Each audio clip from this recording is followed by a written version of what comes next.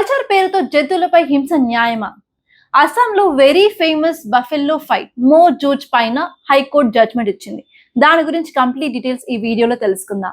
Recent గా Guwahati high court Assam government కి ఆదేశాలు చేసింది. అదేంటంటే రాష్ట్రంలో జరిగే బఫెల్లో ఫైట్ ని నిలిపివేయాలని అండ్ ఈ యాక్టివిటీస్ లో ఇన్వాల్వ్ అయిన వాళ్ళపైన కఠిన చర్యలు తీసుకోవాలని ఆదేశించింది. ఈ జడ్జ్మెంట్ పెటా ఇండియా సమర్పించిన దాఖల పైన తీసుకోబడినది. అసలు పెటా ఇండియా అంటే people for ethical treatment of animals India. వీళ్ళు సమర్పించిన ఆధారాలలో ఈ బఫెల్లో ఫైట్స్ తో చాలా హింస జరుగుతుందని వెల్లడైంది. మో జూజ్ గురించి కొన్ని ఫ్యాక్ట్స్ చూసినట్లయితే ఈ మో జూజ్ అస్సాంలో ఒక సంప్రదాయ క్రీడ అని చెప్పవచ్చు. మాఘ్ బిహు టైం అంటే జనవరి అండ్ ఫిబ్రవరి టైంలో ఈ స్పోర్ట్ ని కండక్ట్ చేస్తారు. అండ్ ఈ స్పోర్ట్ లో రెండు బఫెల్లోస్ ని ఒకదానితో ఒకటి ఫైట్ చేసుకునే విధంగా ఉంటుంది.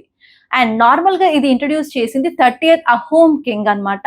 అండ్ అది కూడా ఇంట్రడ్యూస్ చేసింది అరౌండ్ 200 years ఎగో.